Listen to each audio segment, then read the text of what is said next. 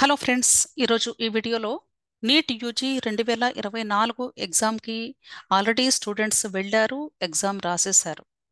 ఈ ఎగ్జామ్ అయిపోయిన తర్వాత ఇంటికి వచ్చిన తర్వాత స్టూడెంట్స్ ఈ ఎగ్జామ్కి సంబంధించినటువంటి ఆన్సర్ కీని ఎలా చెక్ చేసుకోవాలి, అలాగే ఆన్సర్ కీ చూసిన తర్వాత నీట్ స్కోర్ని ఎలా క్యాలిక్యులేట్ చేసుకోవాలి, ఈ విషయం గురించి మీ అందరికీ తెలుసు.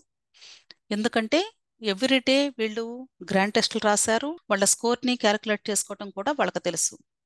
అయితే ఈ స్కోర్ని చూసుకున్న తర్వాత మీరు ఎటువంటి జాగ్రత్తలు తీసుకోవాలి అంటే, లాస్ట్ ఇయర్ లేదా అంతకు ముందు సంవత్సరాల్లో జరిగినటువంటి అనుభవాలను బట్టి మనం నేర్చుకోవాల్సినటువంటి పాఠం ఏంటి, ఈరోజు ఈ వీడియోలో మీ అందరికీ దయచేసి నేను క్లియర్గా మీకు ఎక్స్ప్లెయిన్ చేయాలి అనుకుంటున్నాను. చాలామందికి కీ చూసుకోవటం కూడా రాదు. ఎందుకంటే నేను వీడియో క్రింద కమెంట్ బాక్స్లో చూసినప్పుడు జస్ట్ 2 days బిఫోర్ కూడా కొద్దిమంది స్టూడెంట్స్ నీట్ ఎగ్జాము ఆన్లైనా ఆఫ్లైనా, లేక పెన్ను పేపర్ యూస్ చేయాలా లేక కంప్యూటర్ మీద రాయాలా, ఇలాంటి క్వశ్చన్స్ కూడా అడిగారు. అంటే బహుశా ఈ సంవత్సరం రాసేవాళ్ళు అవ్వచ్చు, లేక నెక్స్ట్ ఇయర్స్లో రాయబోయేటువంటి స్టూడెంట్స్ కూడా అయి ఉండొచ్చు. అయినా సరే చాలామంది స్టూడెంట్స్ మనకి రూరల్ బ్యాక్గ్రౌండ్లో ఉంటారు కాబట్టి వాళ్ళకి కొంతైనా హెల్ప్ అవుతుంది అనే ఉద్దేశంతో నేను ఈ నీట్ స్కోర్ని కూడా ఎలా క్యాలిక్యులేట్ చేసుకోవాలి, ఆ ప్రొసీజర్ని కూడా మీకు ఎక్స్ప్లెయిన్ చేస్తాను. ఓకే, ఇక్కడ మీరు చూసినట్లయితే నీట్ ఎగ్జామ్ అయిపోయి మీరు ఇంటికి వెళ్ళిన తర్వాత మీరు ఆన్సర్ కీస్ మనకి ఆన్లైన్లో అవైలబుల్గా ఉంటాయి. ఎందుకంటే చాలా ఇన్స్టిట్యూట్స్ వాళ్ళు ఆల్రెడీ ఆన్సర్ కీని ప్రిపేర్ చేసి మీరు మీ ఇళ్ళకి వెళ్ళేలోపు రెడీగా ఉంచుతారు. సో మీరు డైరెక్ట్గా డౌన్లోడ్ చేసుకుని చెక్ చేసుకోవచ్చు. అయితే చెక్ చేసుకునేటప్పుడు జాగ్రత్త వహించాల్సినటువంటి విషయం ఏంటి అంటే, మీ క్వశ్చన్ పేపర్ బుక్లెట్ కోడ్ ఉన్నటువంటి ఆన్సర్ కీని మాత్రమే చెక్ చేసుకుంటున్నారా లేదా అనేది మోస్ట్ ఇంపార్టెంట్. ఎందుకంటే పొరపాటున మీరు వేరే కోడ్ని చెక్ చేసుకొని స్కోర్ని అనవసరంగా తగ్గింది అని బాధపడే కంటే కూడా దయచేసి ప్రతి ఒక్కరు కూడా మీరు చేయాల్సింది మీ క్వశ్చన్ పేపర్ బుక్లెట్ కోడ్ మీద ఏదైతే ఉందో ఆ కోడ్ ఉన్నటువంటి ఆన్సర్ కీని మాత్రమే చెక్ చేసుకోవాలి. ఓకే, నెక్స్ట్ నెక్స్ట్ ఈ ఆన్సర్ కీని చెక్ చేసేటప్పుడు ఎన్ని కరెక్ట్ బబ్లింగ్స్ పెట్టారు మీరు, అంటే ఎన్ని ఆన్సర్స్ కరెక్ట్ అయినాయి అవి కౌంట్ చేయండి. Total number of correct answers అంటే బబ్లింగ్ కరెక్ట్గా పెట్టి, అంటే ప్రాపర్గా సరిగ్గా దిద్ది, దాంతోపాటు మీరు పెట్టినటువంటి బబ్లింగ్ కూడా కరెక్ట్ ఆన్సర్ అయ్యి ఉంటేనే వాటికి +4 మార్క్స్ని క్యాలిక్యులేట్ చేసుకొని టోటల్గా ఎంత వచ్చింది అనేది క్యాలిక్యులేట్ చేయాలి.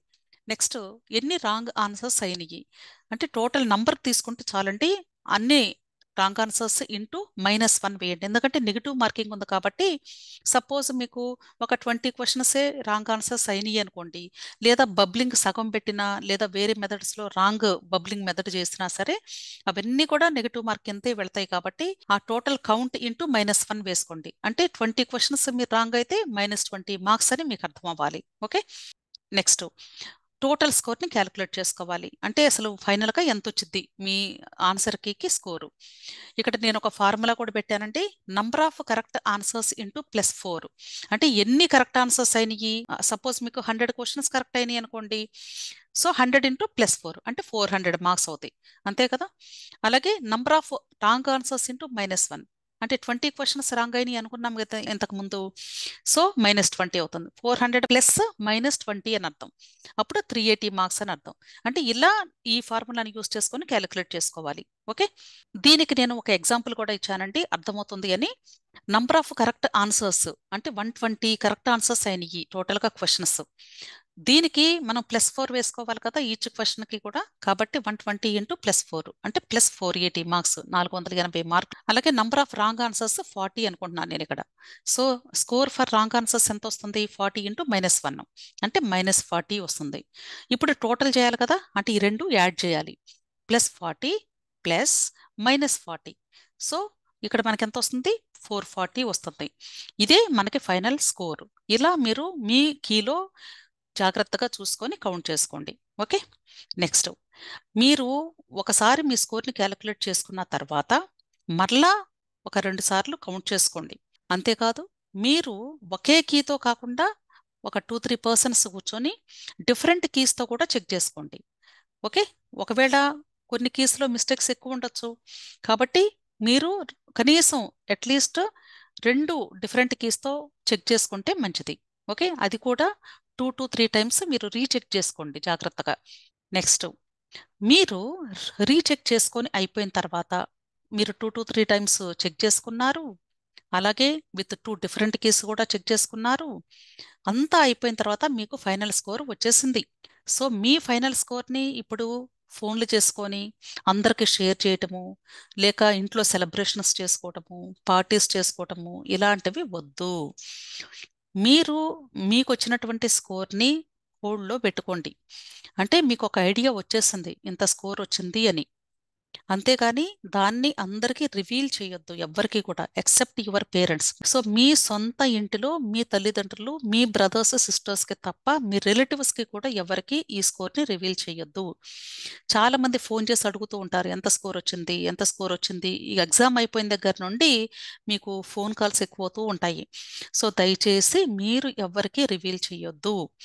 నేను ఇంతకుముందు సంవత్సరాలు జరిగిన ఎక్స్పీరియన్స్ని బేస్ చేసుకొని మాత్రమే ఇన్స్ట్రక్షన్స్ ఇస్తున్నాను. నేను చెప్పడం వరకే నా బాధ్యత. తర్వాత ఇంప్లిమెంట్ చేస్తారా లేదా అనేది మీ ఇష్టం. Okay, next, be patient still you get the official key from NTA. ఇవి జస్ట్ కాలేజెస్ వాళ్ళు ఇచ్చినటువంటి కీస్ మాత్రమే. మనకి అఫీషియల్ కీ ఎన్టీఏ వాళ్ళు ఇస్తారు. ఎవరైతే ఎగ్జామ్ని కండక్ట్ చేశారో వాళ్ళు మనకి రిలీజ్ చేస్తారు. అది వచ్చేంత వరకు కూడా మీరు వెయిట్ చేయండి. కనీసం ఒక 10 రోజుల తర్వాత మీకు ఎన్టీఏ అఫీషియల్ కీ వస్తుంది. ఆ కీ వచ్చిన తర్వాత కూడా మరలా మీరు ఒకసారి చెక్ చేసుకుంటారు. ఇప్పుడు వచ్చినటువంటి స్కోరు, అప్పుడు వచ్చినటువంటి స్కోరు ఎలా ఉంది కంపేర్ చేసుకోండి. ఓకే, అయినా సరే అఫీషియల్ కీ వచ్చిన తర్వాత కూడా వచ్చినటువంటి స్కోర్ని చూసుకొని కూడా అది కూడా మరలా అందరికీ షేర్ చేయొద్దు దయచేసి. ఎందుకు అంటే లాస్ట్ ఇయర్ 680 మార్కులు వచ్చినటువంటి స్టూడెంటు, లేదా 600 వచ్చినటువంటి స్టూడెంట్స్, లేదా 550 వస్తాయి అనుకున్నటువంటి స్టూడెంట్స్, వీళ్ళందరికీ కూడా వాళ్ళ స్కోర్ని అఫీషియల్ కీలో క్యాలిక్యులేట్ చేసుకున్న వాళ్ళే. అయినా సరే వాళ్ళకి రిజల్ట్ వచ్చిన తర్వాత చూస్తే కంప్లీట్గా చేంజెస్ వచ్చాయి. కాబట్టి నేను ఆ విషయాన్ని దృష్టిలో ఉంచుకొని మాత్రమే దయచేసి మీ అందరినీ కూడా నేను హెచ్చరిస్తున్నాను. అఫీషియల్ కీ వచ్చిన తర్వాత కూడా మీరు ఫైనలైజ్ అవ్వద్దు, ఎవరికి షేర్ చేయొద్దు. ఎందుకంటే అఫీషియల్ కీలో వాళ్ళు ఇచ్చినటువంటి బబ్లింగ్ కరెక్టే, కానీ మన పిల్లలు బబ్లింగ్ ఎలా చేశారు, దాన్ని వాళ్ళు ఎలా యాక్సెప్ట్ చేశారు, అలా ఎలా స్కాన్ చేసింది వాళ్ళ యొక్క ఓఎంఆర్ని అనేది చాలా ఇంపార్టెంట్. కాబట్టి మీరు జస్ట్ కంపేర్ చేసుకొని హోల్డ్లో పెట్టుకోండి, అగైన్ ఎవరికి షేర్ చేయొద్దు. ఓకే, అయితే ఇక్కడ నేను చెప్పాలి అనుకుంటున్నటువంటి విషయం ఏంటంటే, మరి ఎప్పుడు మీరు రివీల్ చేయాలి, ఎప్పుడు మీరు షేర్ చేసుకోవాలి, హ్యాపీగా ఫీల్ అవ్వాలి అంటే, మీకు ఎన్టీఏ అఫీషియల్ వెబ్సైట్ నుండి వచ్చినటువంటి కీ చూసిన తర్వాత కూడా నేను షేర్ చేయొద్దు అన్నాను కదా. మీకు కేవలము మీ కంటితో మీ అడ్మిట్ కార్డులో మీ స్కోర్ని కంటితో చూసుకున్న తర్వాత మాత్రమే మీరు షేర్ చేసుకోండి, ఎంజాయ్ చేయండి. ఎందుకు అంటే అడ్మిట్ కార్డు వచ్చిన తర్వాత కూడా మీ స్కోర్స్ చేంజ్ అవుతాయండి. లాస్ట్ ఇయర్ ఒక ఇన్స్టెంట్ చెప్తాను. అడ్మిట్ కార్డ్ లాస్ట్ ఇయర్ ఒక ఇన్స్టెంట్ చెప్తాను, ఎందుకంటే ప్రతి ఒక్కరు కూడా ఈ సంవత్సరం కూడా మీరు ఇది జాగ్రత్తగా వెరిఫై చేసుకోవాలి. కాబట్టి అడ్మిట్ కార్డ్స్ వచ్చేసాయి, ర్యాంక్స్ వచ్చేసాయి. అయితే నేను టెలిగ్రామ్ గ్రూప్ రన్ చేస్తున్నాను అని చెప్పాను కదా, దానిలో మెంబర్స్ కూడా జాయిన్ అయ్యారు. అప్పుడు మెంబర్స్ వాళ్ళకు వచ్చినటువంటి స్కోర్ని, ర్యాంక్ని నాకు షేర్ చేస్తూ ఉండేవాళ్ళు ఆ గ్రూప్లో. అయితే ఒక స్టూడెంట్ పేరెంట్ ఇమ్మీడియట్గా నాకు ఫోన్ చేసి, మా బాబుకి వచ్చినటువంటి స్కోర్కి ర్యాంక్ చాలా ఎక్కువ వచ్చింది మేడం, 550 వచ్చింది అనుకోండి, సుమారుగా 1,50,000 ర్యాంక్ వరకు వచ్చింది. అయితే వాళ్ళ బాబు కంటే తక్కువ స్కోర్ వచ్చినటువంటి స్టూడెంట్కి ర్యాంక్ తక్కువ వచ్చింది. యాక్చువల్గా పెరగాలి, కానీ తక్కువ వచ్చింది. అది అతను గ్రహించి నాకు తన యొక్క స్కోర్ కార్డ్ని షేర్ చేయడం జరిగింది. అప్పుడు నేను కూడా ఏం చేశానంటే అదర్ పీపుల్ స్కోర్ కార్డ్స్ని కూడా సెండ్ చేయించుకొని ఆ రెండు కంపేర్ చేసినప్పుడు నాకు క్లియర్గా ఆ డిఫరెన్స్ అర్థమైంది. అప్పుడు ఇమ్మీడియట్గా మీరు మీ కాలేజెస్ దగ్గరకు వెళ్ళి అక్కడ ఎంక్వైరీ చేయండి, ఇలా ఎంతమందికి జరిగింది అని కనుక్కోమని చెప్పాను. అక్కడికి వెళితే ఆల్మోస్ట్ ఒక ఇన్స్టిట్యూట్లో 20 to 30 మెంబర్స్ సేమ్ ప్రాబ్లంతో అక్కడికి వచ్చారు అని తెలిసింది.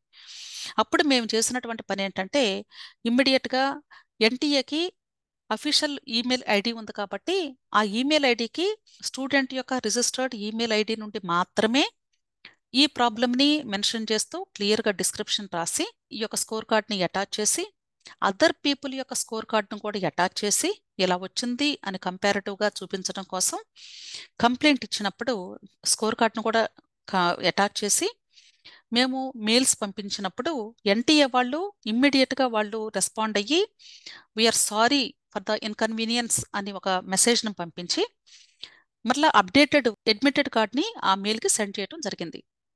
ఈ స్టూడెంట్ ఇమ్మీడియట్గా ఆ అడ్మిట్ కార్డులో ర్యాంక్ చేంజ్ అయ్యి వచ్చింది కాబట్టి దే ఫెల్ట్ వెరీ హ్యాపీ. అంటే వాళ్ళు చాలా సంతోషపడ్డారు. ఇమ్మీడియట్గా ఫోన్ చేసి మేడం స్కోర్ కార్డ్ వచ్చింది, దానిలో ర్యాంక్ తగ్గింది మేడం, 75,000 వరకు వచ్చింది, సో చాలా హ్యాపీ అండి, చాలా థ్యాంక్స్ అని చెప్పడం జరిగింది. అయితే ఫైనల్గా మెడికల్ కౌన్సిల్ కమిటీ వాళ్ళు ఫైనల్గా అన్ని స్టేట్స్కి స్టూడెంట్స్ యొక్క ర్యాంక్స్ లిస్టు సెండ్ చేస్తారు. అంటే ఏ స్టేట్లో ఎంతమంది స్టూడెంట్స్ అప్లై చేసుకున్నారో వాళ్ళ డేట్ అంతా కూడా స్టేట్ వైడ్గా డిస్ట్రిబ్యూట్ చేస్తారు. అలా డిస్ట్రిబ్యూట్ చేసినప్పుడు మనకి మన స్టేట్ వాళ్ళు మన అఫీషియల్ వెబ్సైట్లో ఆ యొక్క ర్యాంక్ లిస్ట్ మొత్తం కూడా పెడతారు. పెట్టినప్పుడు చూస్తే ఇదే స్టూడెంట్కి 75,000 వచ్చినటువంటి స్టూడెంట్కి మార్కులు చేంజ్ అవ్వలేదు ఈ న్యూ స్కోర్ కార్డులో కూడా. కానీ వచ్చినటువంటి దానిలో మార్క్స్ తగ్గినాయి, సుమారుగా ఒక 480 470 మార్కులు. దానికి రెలివెంట్గా 2,50,000 ర్యాంకు మనకి అక్కడ ర్యాంక్ లిస్ట్లో కనిపించడం జరిగింది. తర్వాత వీళ్ళు మరలా స్కోర్ కార్డ్ని డౌన్లోడ్ చేసుకున్నారు రీచెక్ చేసుకోవడం కోసం. స్కోర్ కార్డ్ని డౌన్లోడ్ చేసినప్పుడు కూడా సేమ్ ఇప్పుడు ఫైనల్గా మనకు స్టేట్కి ఏదైతే వచ్చిందో డేటా అదే ఉంది. ఎన్టీఏ వాళ్ళకి మరలా మెయిల్స్ చేశాం, కానీ వాళ్ళు రెస్పాండ్ అవ్వలేదు. వీఆర్ సారీ అనే ఒక సింపుల్ మెసేజ్తో కట్ చేశారు. ఎవ్వరు కూడా హెల్ప్ చేయలేదు. సో ఆ స్టూడెంట్ అలా లాస్ట్ ఇయర్ మిస్ అయిపోయారు. అంతేకాదు కొద్దిమంది స్టూడెంట్స్కి ఆల్మోస్ట్ 680 మార్క్స్ వచ్చేటువంటి ఎక్స్పెక్ట్ చేసినటువంటి స్టూడెంట్కి కూడా వాళ్ళు రెస్పాన్స్ షీట్ వచ్చినప్పుడు చెక్ చేసుకున్నారు, అంతా అయిపోయింది. అయితే వాళ్ళకు కూడా ఈ రెస్పాన్స్ షీట్ వచ్చి అంటే ఓఎంఆర్ షీట్ని స్కాన్ చేసి మీ మెయిల్కి పంపించి అంటే ఒక 10 రోజుల తర్వాత అఫీషియల్ కీ వచ్చినప్పుడు చెక్ చేసుకోండి, ఏదైనా మీకు కీలో చేంజెస్ ఉంటే ఛాలెంజ్కి అప్లై చేసుకోండి అని మీకు రెస్పాన్స్ షీట్ని షేర్ చేస్తారు. అది చెక్ చేసినప్పుడు 680 మార్కులు వస్తాయి అనుకున్నటువంటి స్టూడెంట్కి సుమారుగా 360 380 మార్కులు వచ్చేటువంటి ఓఎంఆర్ని వాళ్ళు స్కాన్ చేసి పెట్టడం జరిగింది. అది అసలు ఆ స్టూడెంట్దే కాదు. అర్థమైంది కదా? అంటే మన ప్రమేయం లేకుండా, మన తప్పు లేకుండా మనకి ఇలాంటి సమస్యలు ఎప్పుడు ఎవరికి ఎలా వస్తాయో తెలియదు. సో మీరు ముందుగా అందరికి చెప్పుకొని స్కోర్ వచ్చింది అని హ్యాపీగా ఫీల్ అయిపోయి సెలబ్రేషన్స్ చేసుకొని చక్కగా జాలీగా అంటే చాలా ప్లెజెంట్ మూడ్లో ఉంటారు. అలాంటి సమయంలో ఇలాంటి ఇన్సిడెంట్స్ జరిగినప్పుడు ఆ పేరెంట్స్ యొక్క మానసిక స్థితి, పర్టికులర్గా స్టూడెంట్ యొక్క మైండ్ సెట్ ఎలా మారుతుంది అనేది నేను చెప్పాల్సినటువంటి అవసరమే లేదు. ఆ పిల్లలు ఇప్పటి వరకు కూడా కోలుకోలేకపోయారండి. ఇప్పుడు వాళ్ళ మైండ్ ఎలా అయిపోయింది అంటే కనీసం ఒక బేసిక్ ఫార్ములాను కూడా రీకలెక్ట్ చేసుకునేంత మెమరీ వాళ్ళకి లూజ్ అయిపోయింది. అర్థమైంది కదా?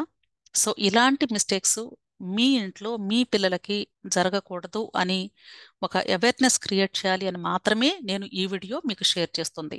అంతేగాని మిమ్మల్ని భయపెట్టాలి అని కానీ లేదా మీ యొక్క సెలబ్రేషన్స్ని నేను ఇబ్బంది పెట్టాలి అని కానీ కాదు. దయచేసి ఈ విషయాన్ని ప్రతి ఒక్కరూ కూడా గమనించండి.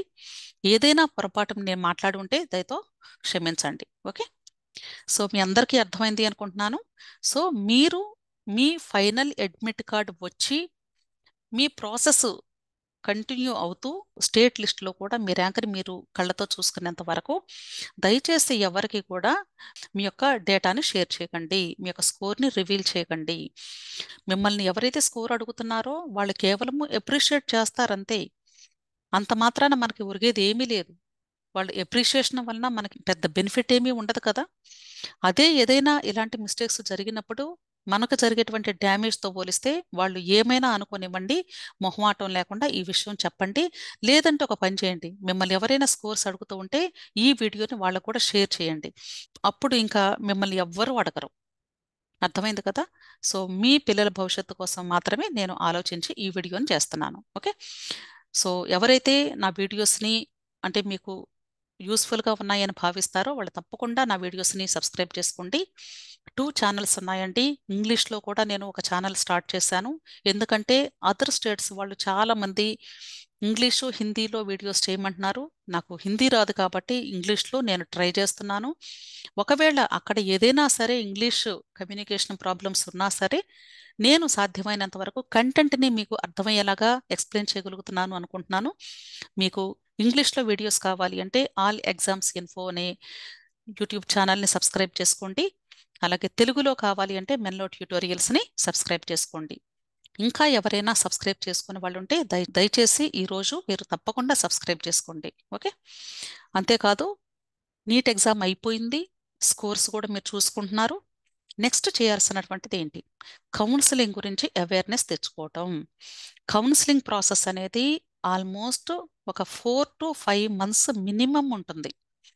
కాబట్టి ఈ కౌన్సిలింగ్ ప్రాసెస్లో అసలు ఎలా ఉంటుంది, ఏం చేయాలి, ముందు ఎలా ప్రిపేర్ చేసుకోవాలి, మనం ఎలా రెడీగా ఉండాలి, ఈ అవేర్నెస్ అంతా కూడా ప్రతి ఒక్క స్టూడెంట్కి, తల్లిదండ్రులకి, అందరికీ కూడా తెలియాలి.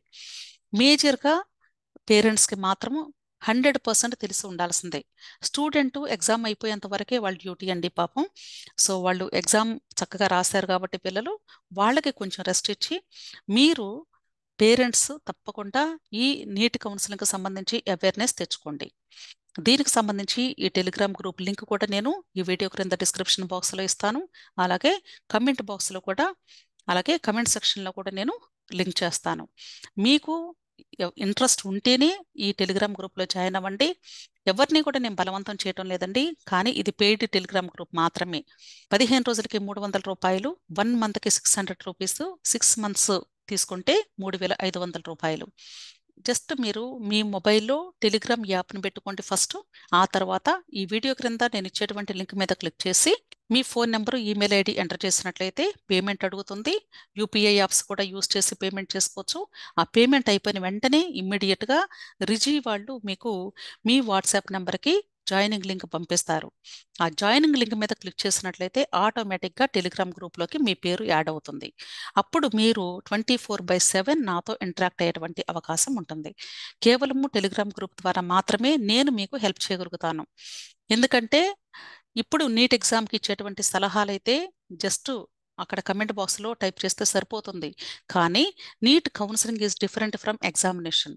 సో నేను మీకు అర్థమయ్యేలాగా చెప్పాలి అంటే తప్పనిసరిగా మీరు టెలిగ్రామ్ గ్రూప్లో మాత్రమే జాయిన్ అవ్వండి. ఓకే, సో మీకు ఇంకా ఏదైనా డౌట్స్ ఉంటే కమెంట్ బాక్స్లో కమెంట్ చేయండి. తప్పకుండా నేను మీకు హెల్ప్ చేయడానికి ట్రై చేస్తాను. అలాగే ఈ వీడియోస్ని లైక్ చేయండి, మీ ఫ్రెండ్స్కి కూడా షేర్ చేస్తూ ఉండండి. తెలియని వాళ్ళకి అర్థమవుతాయి. ఓకే, తెలియని వాళ్ళకి హెల్ప్ చేసిన వాళ్ళు అవుతారు. Okay, wish you all the best అండి. చెప్పిన విషయాలు జాగ్రత్తగా ఆలోచించి మనసులో పెట్టుకోండి. Okay, thank you.